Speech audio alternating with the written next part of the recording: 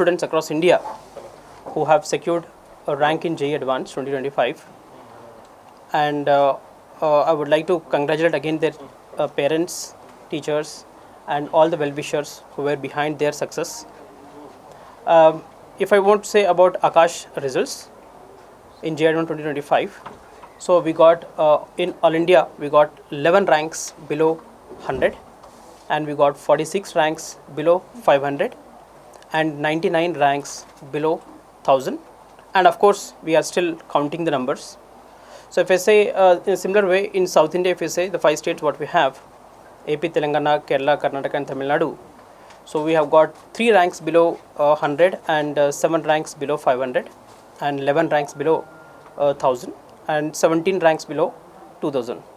So similarly, if I say about Karnataka, we got 4 ranks below 1500, if I say, right, the best rank being a 99 rank.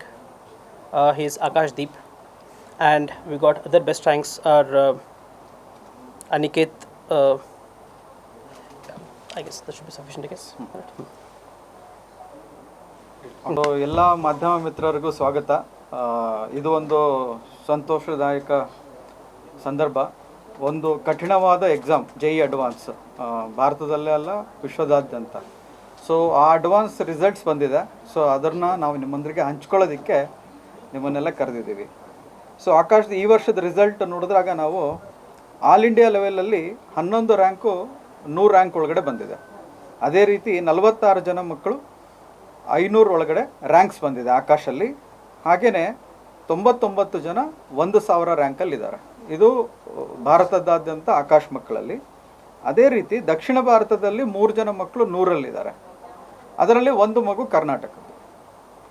ಅದೇ ರೀತಿ 500ರಲ್ಲಿ 7 ಮಕ್ಕಳು, 11 ಜನ 1000, 27 ಜನ 2000 rank ಒಳಗಡೆ ಇದ್ದಾರೆ.